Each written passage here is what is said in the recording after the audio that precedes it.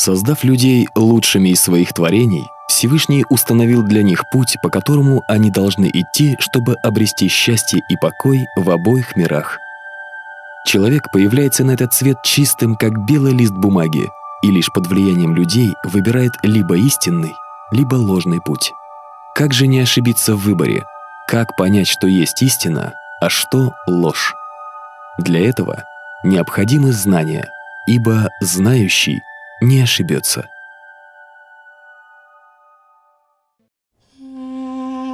Абдулла Хаджи Алишаев родился в 1969 году в Махачкале. С детства отличался от своих сверстников добрым нравом. Родители его – уроженцы села Шавкра Лакского района. В семье было 3 детей, 2 старших сына и младшая дочь. Родители постарались дать своим детям хорошее воспитание. Он очень был любознательным, очень был непоседой. Все его увлекало, все его интересовало. И очень был, хотя маленький, когда даже в детстве я его вспоминаю, все его поступки, все, что он совершал, очень были правильными. Вообще вырос удивительно правильным человеком. У нас проблем с Абдуллой не было в воспитании. Он был послушным и внимательным. Но единственная проблема была, он был чересчур добрый и доверчивый. С малых лет, кто к чему не попросит, всем все отдавал. Мячи, игрушки, даже велосипед отдал покататься, так я не вернули. Сам не помню кому.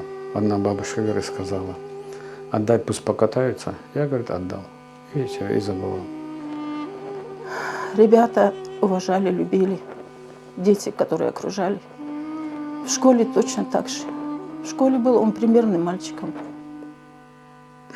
Учился нормально. Заставлять его не приходилось учиться. Он сам был внимательным. Мне даже неудобно бывало ходить на родительское собрание, потому что захлеб классный руководитель его хвалила. Мне бывало неудобно от других родителей, когда она говорила: расскажите, как вы воспитываете, что вы даете ребенку, что он такой положительный. Часто я посылала на родительское собрание отца. Не любила я, когда чересчур его хвалили. А хвалить было за что. Абдулла еще в детстве мог, прослушав объяснение учителя, на следующий день пересказать урок своими словами и получить хорошую отметку. Никогда не хвалился, не кичился своими знаниями. Если что-то из заданного не понимал, то находил дополнительную литературу и пытался докопаться до сути. Всегда был собран и уважителен к старшим. При всем том, что был очень скромный, простой, он в классе неподкупная простота его, и как и лидером был он. При всех его качествах он умел за собой повести и ребят, и по учебе подтянуть, и помочь где чем надо. Причем не был таким закомплексованным отличником, он мог и в игры поиграть, и когда можно было пошалить. Такой всесторонне развитый, кругозор хороший был. Благодарность учителям не хочешь высказать сейчас? Хочу. Через года. Очень хороший учитель был. Была русская учительница по литературе. Не знаю, она видит меня сейчас или нет, но она поймет, о ком я говорю. Хороший, честный человек, который от души делал свою работу. Дело даже не в том, вот, насколько правильно все тому, чему меня тогда учили. Но тогда встречались люди, которые вот эту преподавательскую работу делали искренне, с желанием что-то полезное сделать для детей от души. Были такие люди. Потом была плеяда молодых мужчин, которые пришли в школу, молодые, вот, примерно нашего возраста, да, может даже младше, Мухаммад Расул. Ребята, которые пришли в школу работать учителями. Они произвели просто фурор.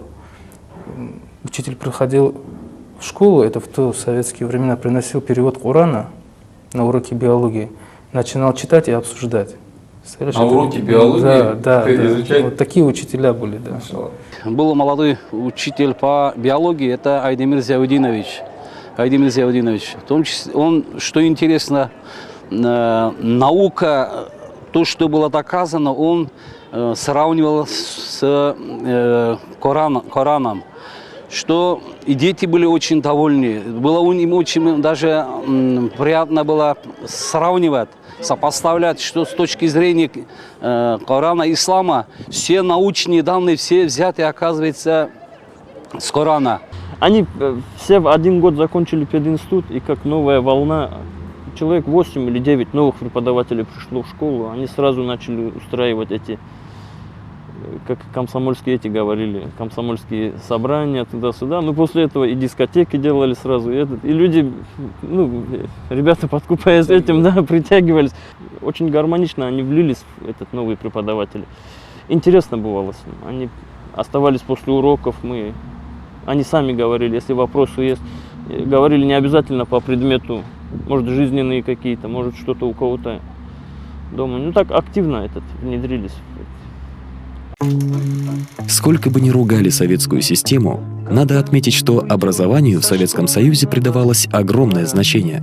Были учителя, которые, не ограничиваясь своим предметом, давали всесторонние знания, старались расширить кругозор своих учеников. Учитель нас проводит до угла. Мы каждую субботу, или ходили в горы, вот сюда, в Тарки, на Вагачаул, с нами родители, или мы ходили в парк, тогда он назывался Ленинского комсомола, кататься на качелях, там же был питомник, брали кушать с собой, брали подстилочку. Всегда ребята всегда были около него. Он всегда со всеми дружил. И все тянулись к нему, потому что он был умный. И это не моя заслуга, это заслуга родителей. Дома родители тоже, видно, очень хорошо его воспитывали, потому что его родители ни одно собрание не пропускали, всегда жили жизнью класса, жизнью школы. И отец, и мать, всегда. И поэтому видно, что ребенок с самого малого возраста получил очень хорошее воспитание. Ответственный подход преподавателей, которые видят недостаточность объема школьного материала, проводят внеклассные занятия, организуют всевозможные походы.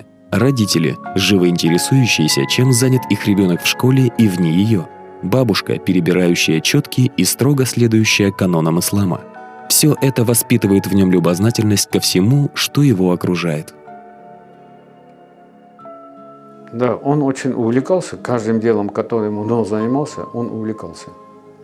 Вот шахматами увлекся, покупал книги, сам находил книги про маститых шахматистов, про теорию шахмат и изучал их. Хотя, когда я его учил играть в шахматы, я убирал там крупные фигуры и играл с ним. Потом не прошло полгода, я уже с ним наравне играл. И еще через полгода я уже с ним играть не мог. Приходилось ему снимать фигуры, основном ключевые ферзя или то, чтобы наравне мы могли с ним играть, потому что младший брат еще не научился играть. Ему дома не с кем было играть, как со мной. У нас в селении был Шаукринский Мурик Юсупович, прекрасный человек, историк. Откуда мой сын узнал, я не знаю. Пошел к нему, взял самоучитель по арабскому языку и начал обучаться арабскому языку. Тогда он в 9 классе учился.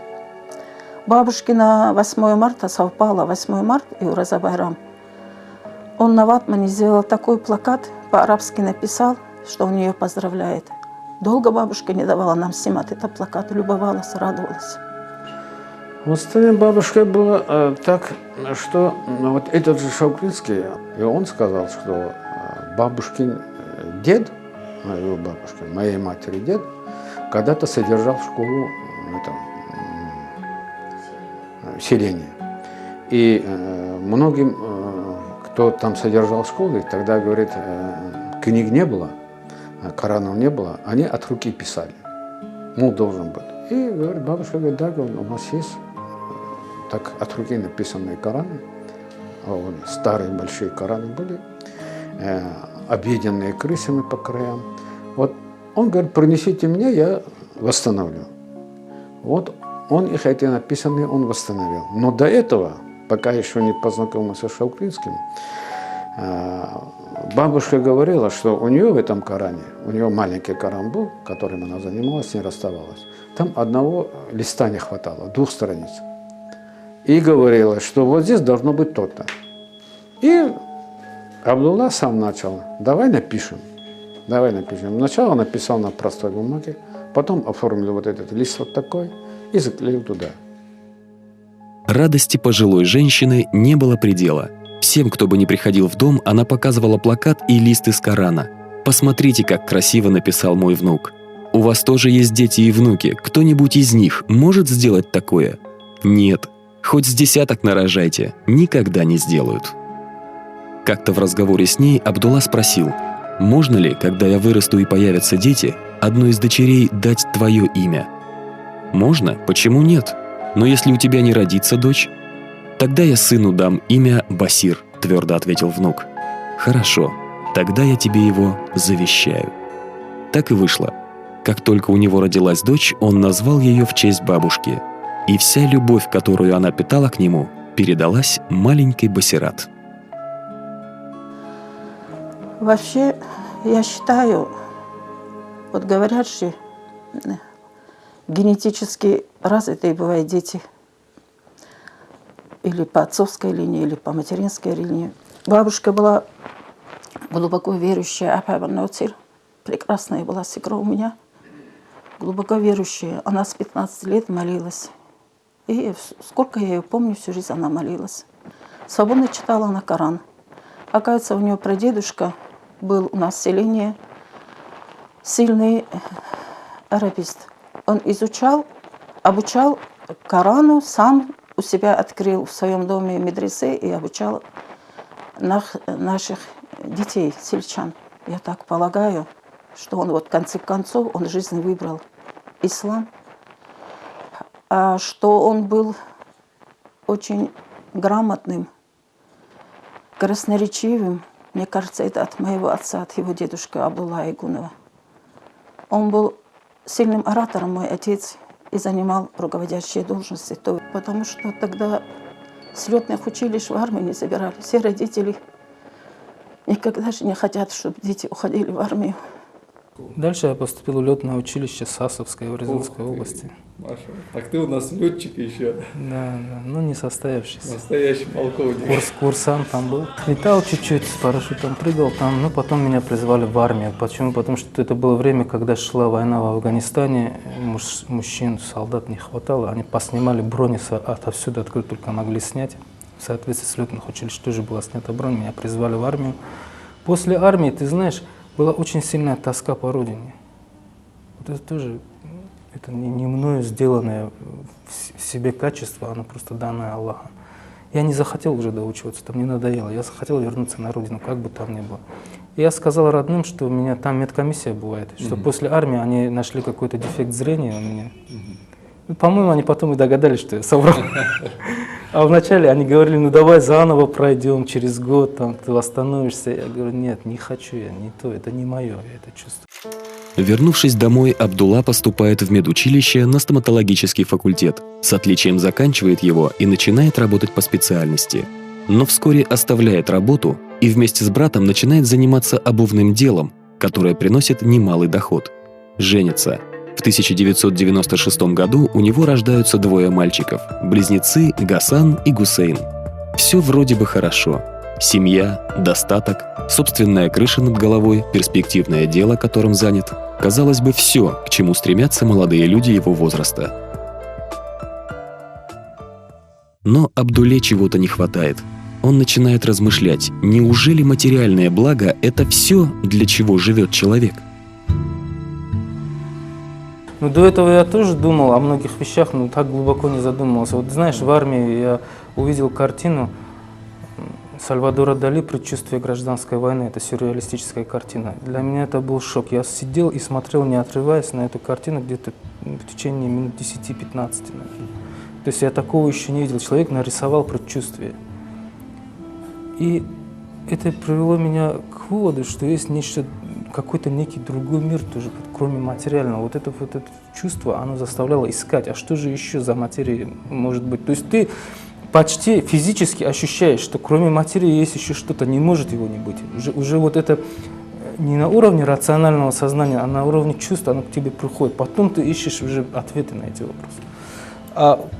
И, естественно, я начал интересоваться разными доктринами. Да. Я и эти атеистические книги читал довольно много, и как они обосновывают все это отрицание Бога, ну это довольно примитивно, да, но его не видишь, и нет его, это что объяснение, что ли. В то время это было модно, конечно. Буддистские вещи, кришнаитские вещи, вот это познание истины, путь к истине и так далее, Бхагавад-гита, он любил рассуждать на эти темы и так далее. Я говорил, слушай, если ты так будешь идти по жизни, тебя занесет, не туда занесет. У нас есть свои ценностные ориентации, это для нас вот ислам, это для нас это самое. И вот во время входа этих бесед я вот обратил внимание, как он впитывает все это дело. То есть вот то, что вот на улице, на поверхности вот тогда вот было модно, и молодежь, не он только, вот вся же молодежь была тогда вот в поисках. Постепенно я пришел к выводу, что нечто есть, вот то, что называется Богом, да, есть духовный мир, есть определенные духовные законы, которым надо следовать, но как им следовать, какие правильные, какие неправильные, где этот истинный путь. И я для себя сделал вывод, что истинный путь никто не знает, что он утерян, что были какие-то пророки, великие святые люди, которые проходили, доносили до людей чистую информацию, но люди ее искажали. То есть я пришел к такому выводу, и все вот те доктрины, которые существуют, и конфессиональные, и неконфессиональные, они все искажены. Истинного пути никто не знает. И я сделал попытку, такой юношеский максимализм, да, изучить все религии и вывести какой-то свой путь чистый, выбрать.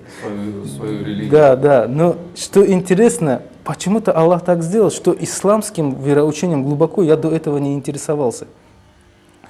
И интерес появился с того, что у меня появились соседи, которые соблюдают ислам.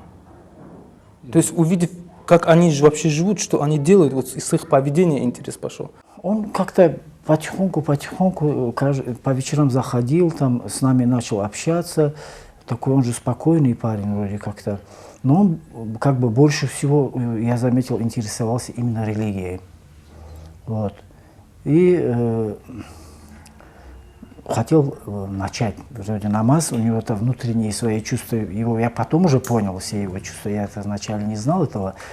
А он, оказывается, и изучал разные религии, и интересовался и христианством, и иудейством, и всякие религии изучал. Он же все-таки грамотный парень был тоже. И все это и пришел к тому, что все-таки уткнулся на ислам, и вот с нами тоже встретился, видимо, по воле Аллаха так получилось. И мы как раз тоже вот усердно вот взялись за это намазы, за все. И делали намазы, не пропускали. Вот такое время у нас было. И ему повезло, как-то с нами встретился и тоже захотел намаз делать он. Так его научили намаз делать. Есть такая поговорка: рыбак рыбака видит издалека. Вот мы как-то глазами встретились, и я сразу почувствовал, что как будто я этого человека знал всегда. Такое часто бывает в жизни. Вот именно с кем, может быть, тебе судьбой предначертано потом там какие-то отношения дальнейшие близкие. Такое чувство, оно как бы присутствует. У него вот это было вот очень такое, знаешь, глубокая мысль, да, и вот у него жажда была на самом деле, сильнейшая жажда, и вот мы обменивались постоянно своими там видениями, там, мнениями и так далее, и так далее. Ну то, что они мне объясняли, оно полностью ответов не давало. Я им сказал, дайте мне книги, которые вы читаете. Когда я начал читать книги, я поразился тому, насколько четко, ясно и грамотно все объясняется. Я увидел, что ислам не просто на голову, а на многие порядки выше всех тех остальных учений, которыми я знакомился до этого. Я понял, что это истина. И тогда была просто эйфория. Мухаммад Расул. Я думал, вот я нашел счастье, и надо его до всех людей донести. Я даже не понимал, что не все так углубленно и усиленно его ищут, как я искал. Да. Абдулла по-прежнему много читает, интересуется всем, что происходит в республике, посещает духовно-просветительские лекции, различные маджлисы. Узнав, что в Дагестане есть последователи тариката, решает встать под опеку духовного наставника, меняет имя, что вызывает немало вопросов у тех, кто его знал.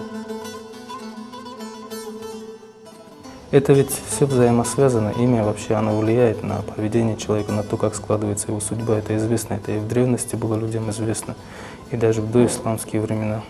И сейчас, в принципе, это так.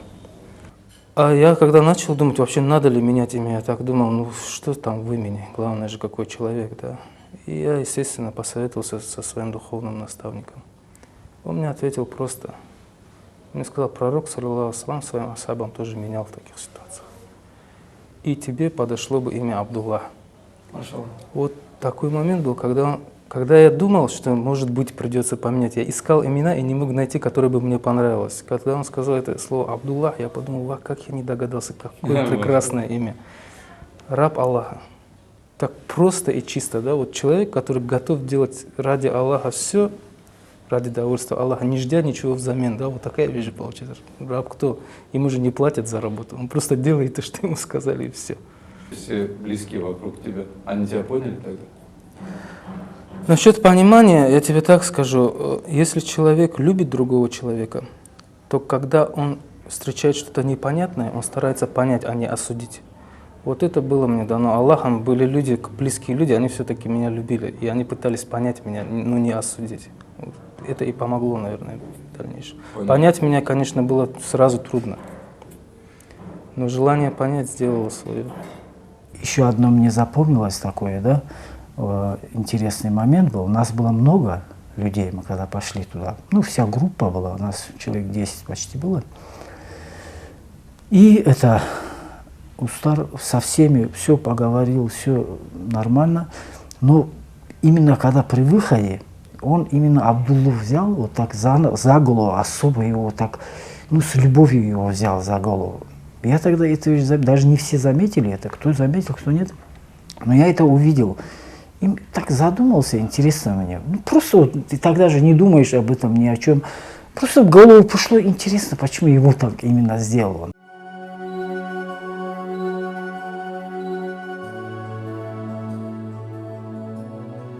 Круг общения Абдуллы постепенно меняется. Меняются и интересы. Культурно-спортивный центр «Муртазек», который они организуют с друзьями, вызывает большой интерес у земляков. Одетые в черкески на красивых лошадях со знаменами в руках, они – желанные гости на многих и не только на городских мероприятиях. В 1997 году, в год 200-летия со дня рождения имама Шамиля, муртазеки едут в Калугу, а затем в Москву, чтобы принять участие в мероприятиях, посвященных этой дате. Творческий потенциал Абдуллы становится востребованным. Он принимает участие во всем, от режиссуры до конных проходов. Казалось бы, все складывается хорошо, но ему снова чего-то не хватает. В своих молитвах он просит у Всевышнего дать ему возможность быть с теми, кто доносит ислам до людей. Вскоре такой шанс ему дается. Он начинает работать на канал «Азия-Европа», где впервые пробует свои силы в качестве автора и ведущего передач. Новизна и нетрадиционный подход дают свои плоды, его работы замечают. Муфти Дагестана Ахмад Хаджи приглашает его на работу в Духовное управление мусульман Дагестана. Ко мне его привел вот Мурад. Раньше они были известными как Муртазеки, вот это Карим, Мурад, Абдулла и Сулейман, вот Тагибеку. Они четвером, они как вместе были, они вместе ко мне подошли. И у меня была очень большая проблема, не знал, кто будет заниматься телевидением «Мир вашему дому». Наша передача была, и я в этом деле вообще не специалист, не понимаю, не знаю там, как строить работу, не знал. И в это такое трудное время мне Мурад предложил, вот Абдулла говорит, справиться. Хотя он не был тоже специалистом. Мы были людьми, которых объединила цель. Цель – это доводить до мусульман ислам. Поскольку после развала Советского Союза все знали, прекрасно понимали, чувствовали даже, можно сказать, что ислам – это красота, это хорошо. И именно все ценности Дагестана – это то, что они получили через ислам, через религию ислам. Мы даже не представляли, что такое телевидение, а вот с приходом Абдулла Хаджи, рахмахуллах, конечно, вообще и желание, и работа – это было совсем другое. И после этого начали добавлять время тоже, передача начала выходить 2 раза в неделю. Значит, и, конечно, вот так какая-то динамика пошла. В работе он был, конечно, можно сказать, беспощадный. Очень он был строгий. И опять-таки, вот как ревнивость его заключалась к религии, так же он и к работе. А работу, если можно сделать, допустим, на 100%, на 80% не оставлял это делать. Вот он работал вот на износ. Я помню, когда он делал передачи, по 2 15-минутные передачи в неделю, практически сам один. Вот взрослые люди, наверное, понимают тогдашнее телевидение, именно на ВХС-кассетах, которые вот монтировали, да, настолько изношенный был вот этот аппарат, что вот когда монтировали и нужно было где-то останавливать, на 2, 3, 4 кадра оно уходило вперед. И рука, рахималлах Абдулла, настолько была наточена, что он раньше останавливал, чтобы останавливаться именно на том нужном месте. Вот на этой аппаратуре он эту всю работу делал. Он готовил для меня лично, готовил вот эти передачи, да, для поселка Новых Ужит. Это уже местные, которые на Дагестан или же даже на столицу не выходят. Потом для Кизлюрта отсюда приходили люди, именно люди, которые хотят распространить ислам. Вот им вот не было так, чтобы он вот говорил, да, я это не могу и так далее. Всегда бывало, что он 4 часа ночью уходил домой. Вот мы единственное, если помогали Сулейману, там, по съемке там еще Хусейн тогда работал, парень. Вот. Ну, основную работу, скажем так, черную, там, и текст подобрать, и там монтировать, там, и так далее, и так далее. Даже и в самих съемках он как оператор тоже довольно-таки талантливый был, и так далее.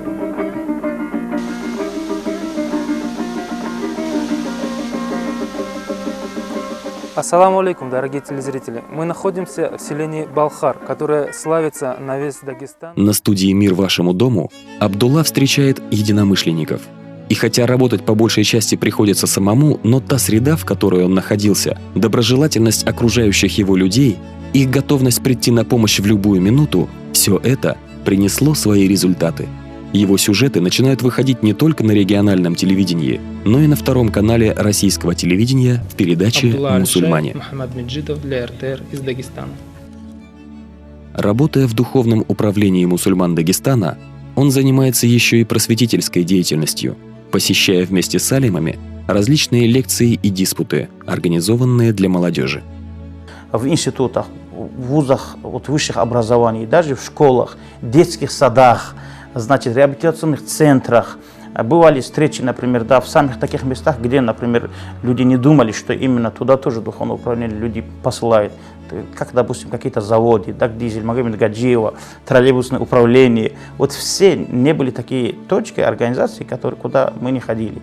И засучив рукава, Абдулла Хаджи тоже вот вместе с нами, потому что мы вот знаем, касающиеся религии, а светские знания как раз таки этим знанием обладал он. Присутствие Абдуллы это особо облегчало нам положение, поскольку он уже тем языком, который необходимо, чтобы те люди поняли, он так и говорил. Потому что когда эти люди говорили, он говорил, я был там, я это знаю, что это такое, и эту жизнь тоже я знаю. Поскольку он светский, грамотный, такой способный человек он был, в телевидении он быстро вник, он быстро освоил это все. А то, что касается исламской науки, ну, я ему говорил, советуйся с алимами, поскольку, альхамдулилля, в духовном направлении были алимы, и в этом направлении у него никаких проблем не было. Он советовался, что касается исламского ильму, шариата, то, что не знал. Но человек, даже если не знал, но умел спрашивать. Таких, как я, необходимо было 4 человека, чтобы за ним успевал, и чтобы могли давать ему информацию, потому что это работа, где необходима информация. А это человек, который не является, ну, не имел высшего образования духовного, да, не алим, не ученый, а это, ведь он-то делает передачи. Значит, именно для этого, вот когда мы, ученые люди, значит, даем ему информацию, это как будто получалось так, как будто мы в руки повара даем, например, да, там огурец, помидор, лук, там зелень, а он из нее делает хороший салат и подает. Вот она намного вкуснее была, чем то, что мы сами говорили. Вот так выглядело это все. Ну, во всяком случае, чем я горжусь? Тем, что это мой период он был. Да, мой. И просто я им каждому и говорил, я говорю, я ваш помощник всего лишь, я же не специалист. Вот сегодня мы думаем, а ведь фактически же он был одним из первых, кто вообще прокладывал дорогу в журналистику, то, что мы сейчас называем религиозными СМИ, средствами массовой информации. Он ведь был одним из немногих. И практически вот эти люди, первопроходцы, пионеры, им не у кого было учиться. Ты специальное образование все-таки получил для телевидения? Нет, я учился на своих ошибках. Никакой. И даже учителя у меня не было, который бы хотя бы на практике меня чему-то учил. Скажи, пожалуйста, вот это сказывается сейчас на работе твоей? Ну, когда я почувствовал, что оно сказывается, я начал читать книжки определенные. Помогло? Это помогло, потому что опыт практической работы был, поэтому теоретическую базу я смог быстро взять с тех книг, которые читал. В августе 2003 года Абдуллу Алишаева командируют в Кулинский район с целью духовно-нравственного просвещения населения. Хорошее знание родного языка, доброжелательность, природное красноречие, любовь и понимание нужд своего народа располагают к нему. Проводя беседы с джамаатами сел, подготавливая почву для назначения имамов, где это необходимо, за 3 месяца он объезжает весь район, общаясь со школьниками, доярками, фермерами, управленцами, проводит немалую работу. Поехал он в Кули. С ним поехала как декабристка его жена Хава. Дай Аллах ей долгих лет жизни живых моих внуков поднимать. Прекрасная женщина. Она и в Кули поехала с грудным ребенком, Басиретка родилась. С этой дочкой грудной она поехала в селение Кули. Лакский, это Кулинский район, даже не Лакский район, мы сами с Лакского района. Не зная языка, не зная людей. Люди нас очень хорошо встретили. Абдуллу очень уважали там, и к нам приходили, и нас приглашали. Гостеприимные были люди. Вот. Чтобы как бы впустую не тратить зря время, я тоже ходила в мечеть, учила девочек иману исламу.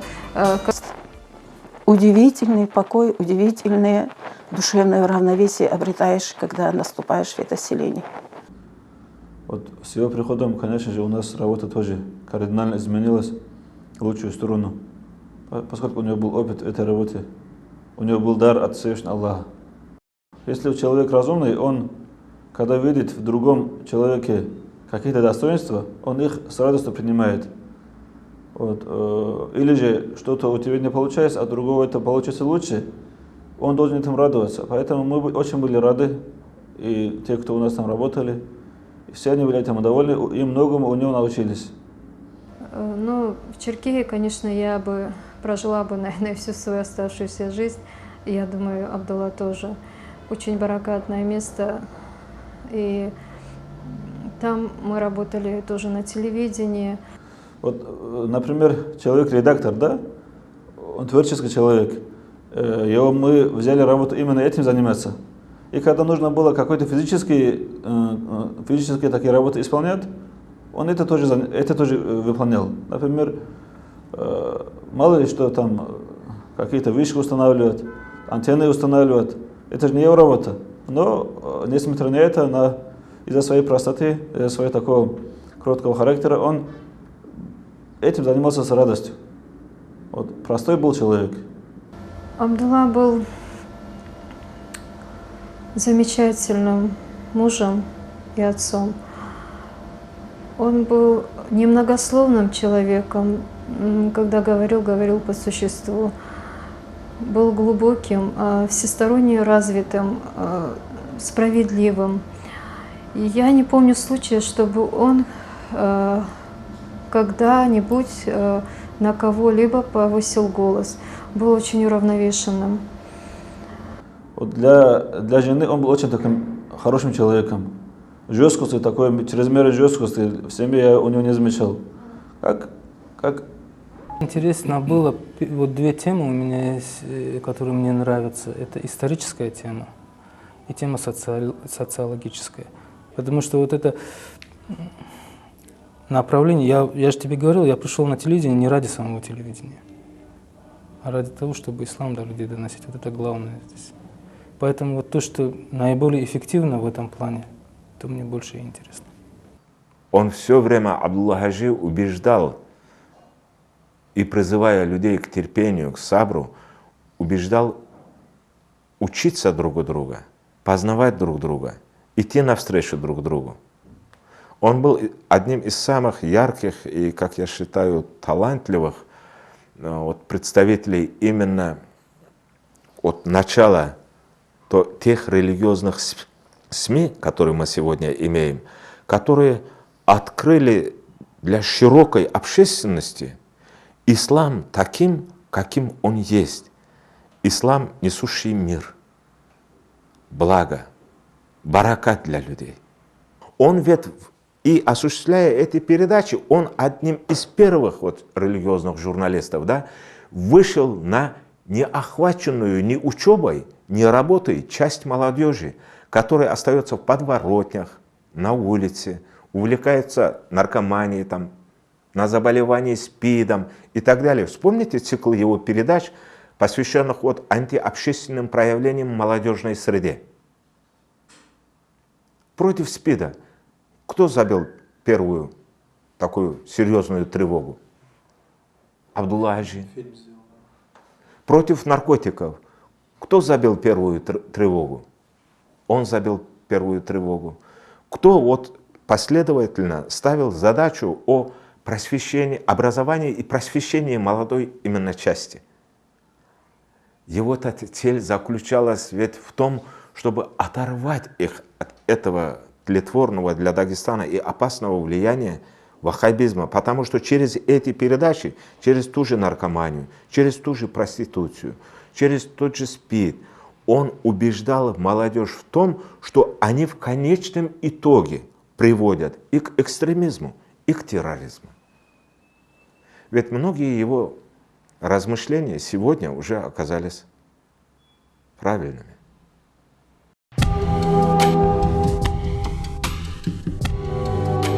Абдулла снова полон идей. Он много ездит по республике и за ее пределы в поисках информации для своих проектов.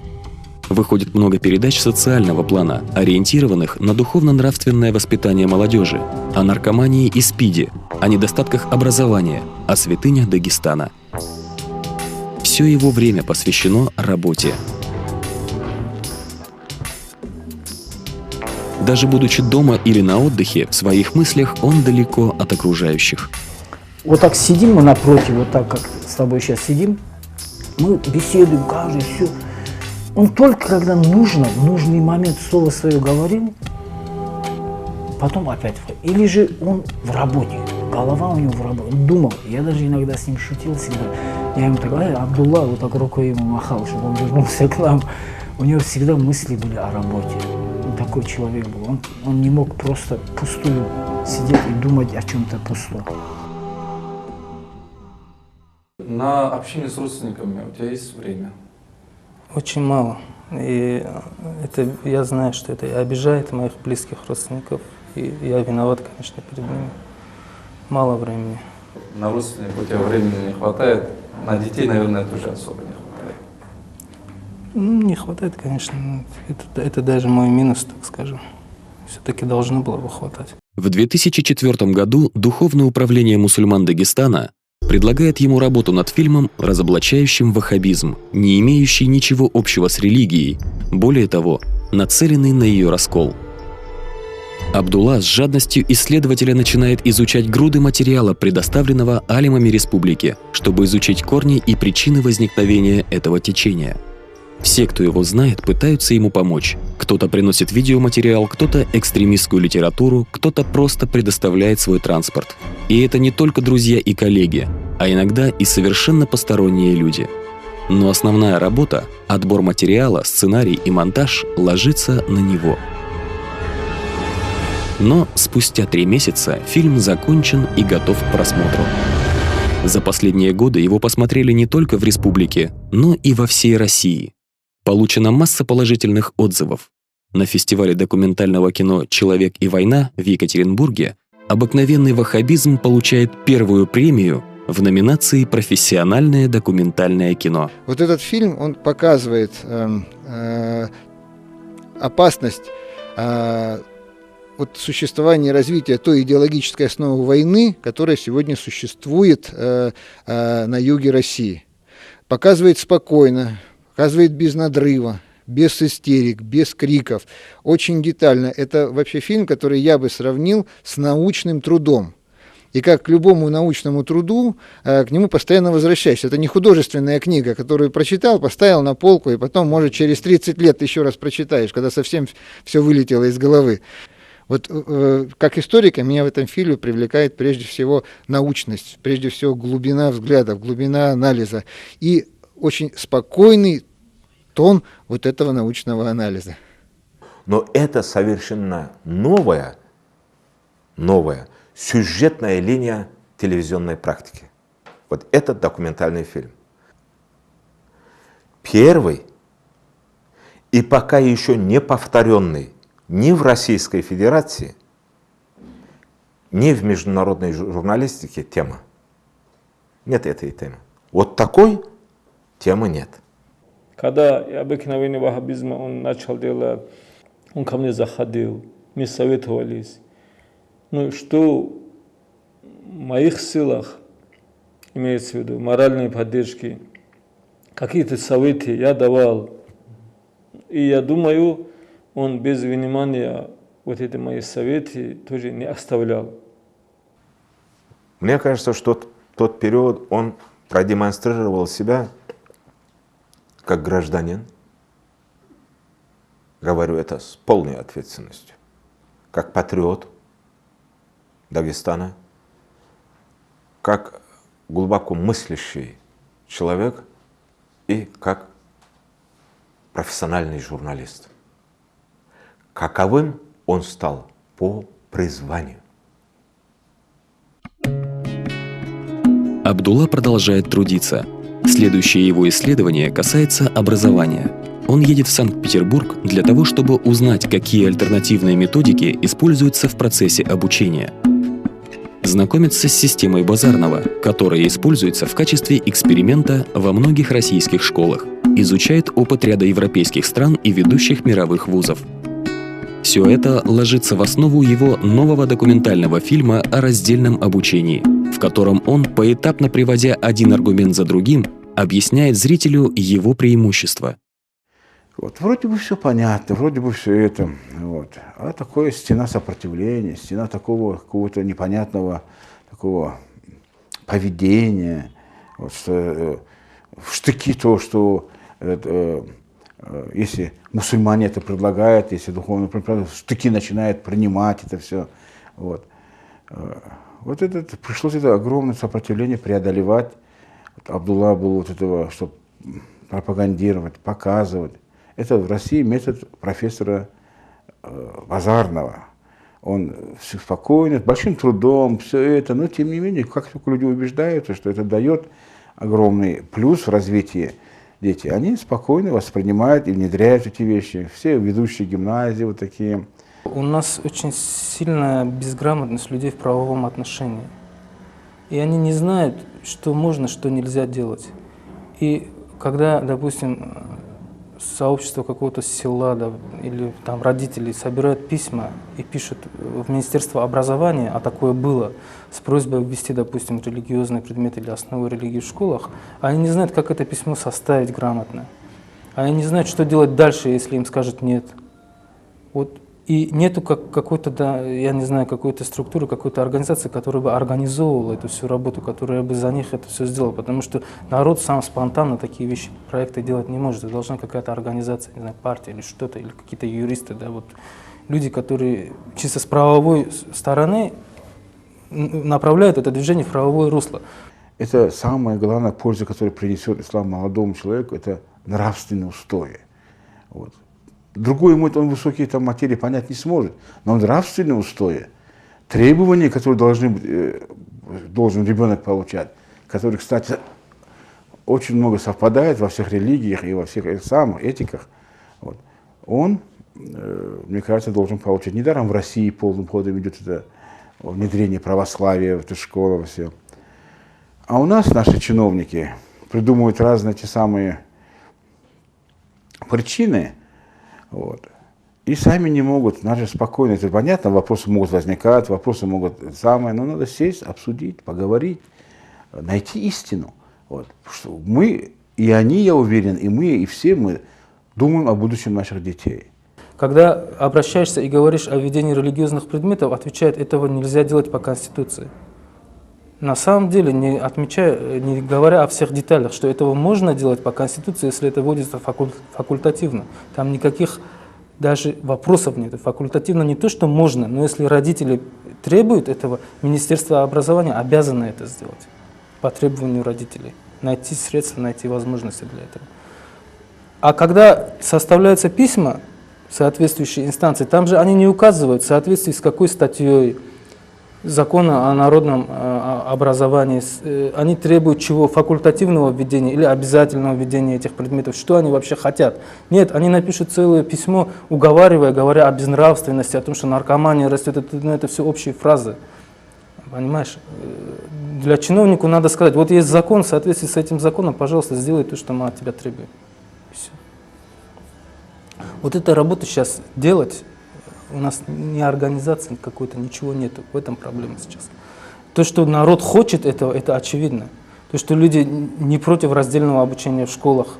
По крайней мере, если сейчас поставить даже вопрос, 50 на 50 разделится.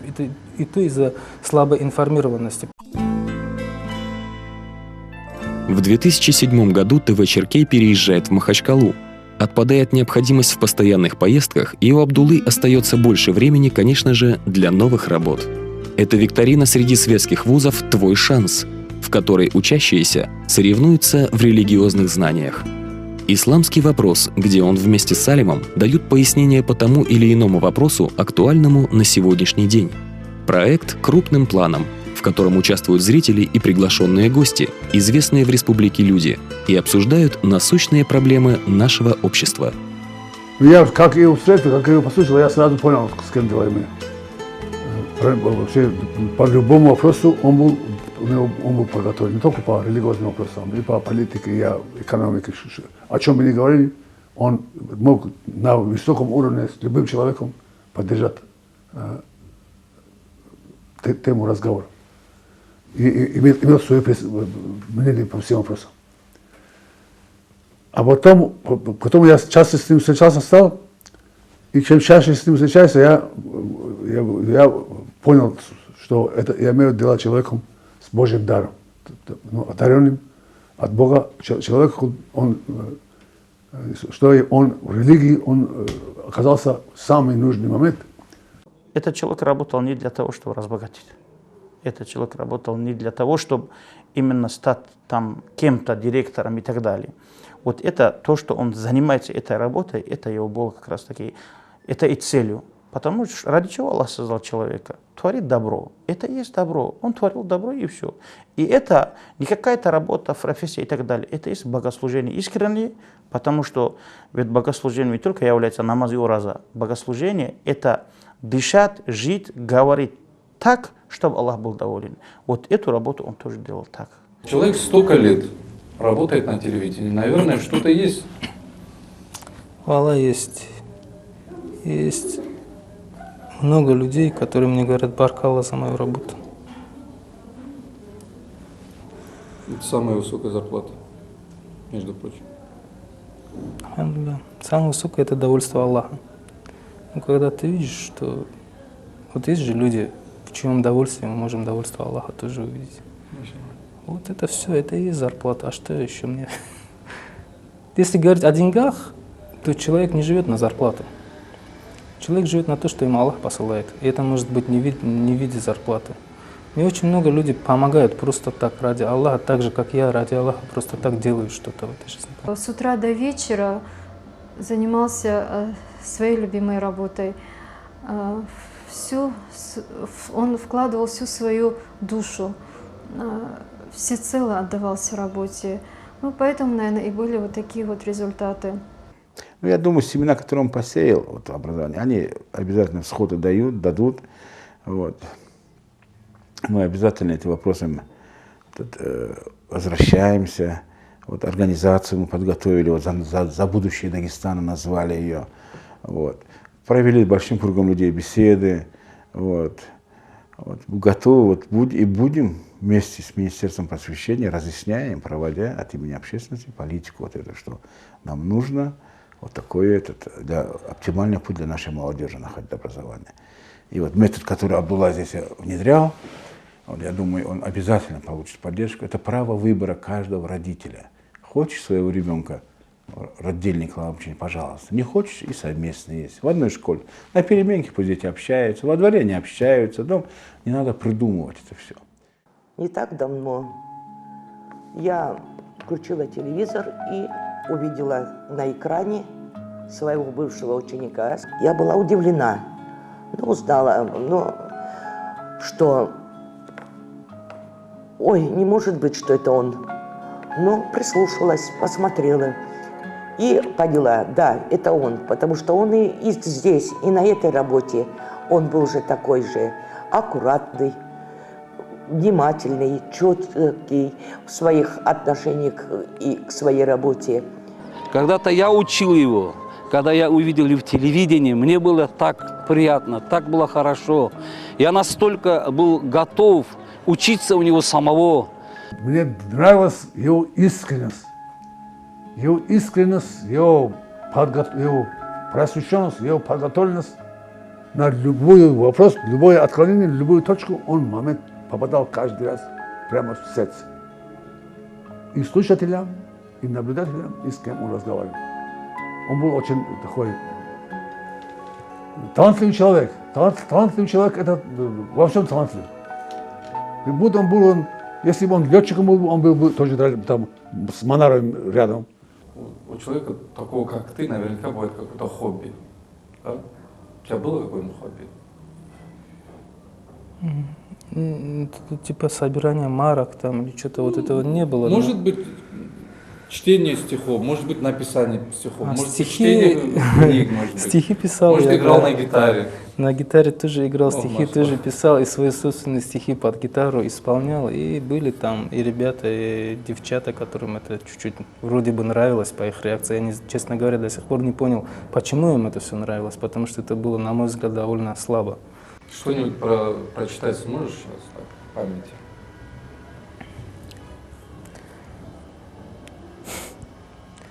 Я уже гаю по дереву словом морфий. Вверх поднимается синий приятный дым. Окна зашторив в пыльной и душной комнате, я остаюсь с этим словом, один на один. Я вижу в зеркале замкнутость мира и времени. Я разбиваюсь о замкнутость мыслей и снов. Я так спокоен. Отныне нет смысла в движении. Есть только морфий, и я больше нет ничего. Абдулла, пойдет? Хорошо, что ты ислам, да, принял все такое. Хорошо, да, конечно. Я чувствую, ты остался бы один с этим словом. На самом деле, чтобы было понятно, никогда морфий я себе не колол. Это стихотворение как получилось. Я прочитал рассказ Булгакова, который называется «Морфий». Очень красочно там описывается, как один врач постепенно становится морфинистом. И под впечатлением этого я лег спать, и перед сном эти стихи сами пришли мне в голову. А утром я просто встал и записал их. Так получилось. А сейчас ты вообще пишешь стихи? Бывают такие моменты? Чуть-чуть. Имеется в виду вот сегодняшний день? Немного, но ты же знаешь, там тексты некоторые. 28 марта 2007 году у Абдуллы родился сын, которого он назвал Мухаммад-Арифом, в честь величайшего шейха шазалийского и накшбандийского тарикатов. Да достанется его баракат нам всем. Понятно, что отца 4 детей не могло не интересовать их будущее, в каком обществе они будут жить и какое образование получат. Все больше и больше передач посвящено этой тематике. Начинается сбор подписей в пользу раздельного обучения. За короткий срок собрано 10 тысяч, и это не предел. Подкрепив их письмом с обращением, Абдулла со своими сторонниками отправляется в Министерство образования Республики Дагестан.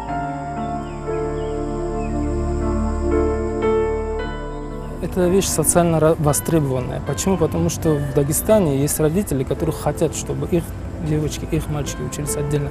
И таких людей достаточно много. И вот то, что мы собираем сейчас подписи, это как раз-таки для того, чтобы показать тем, кто в этом сомневается, что есть люди, которые за это, да, вот они хотят так. И поскольку у нас, как говорится, демократическое общество, каждый имеет право выбирать ту форму образования, которая ему больше нравится, то эти родители говорят, создайте для наших детей такие условия, которые нам больше подходят. Ни для кого не секрет, что есть родители, которые сейчас забирают детей со школы. Есть родители, которые девочек забирают после 3-4 класса, когда вот девочка уже половое созревание начинается у нее, они забирают ее со школы по разным мотивам.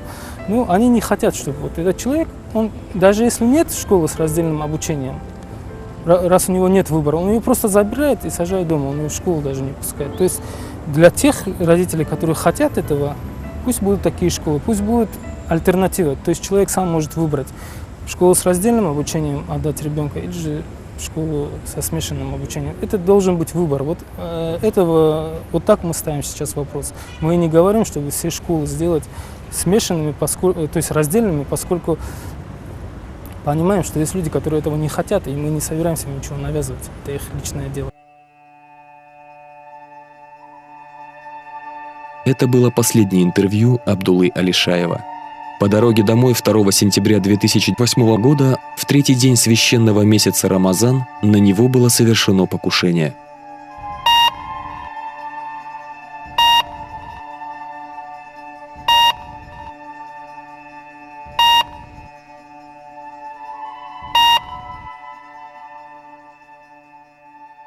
На следующий день Абдулла покинул этот мир.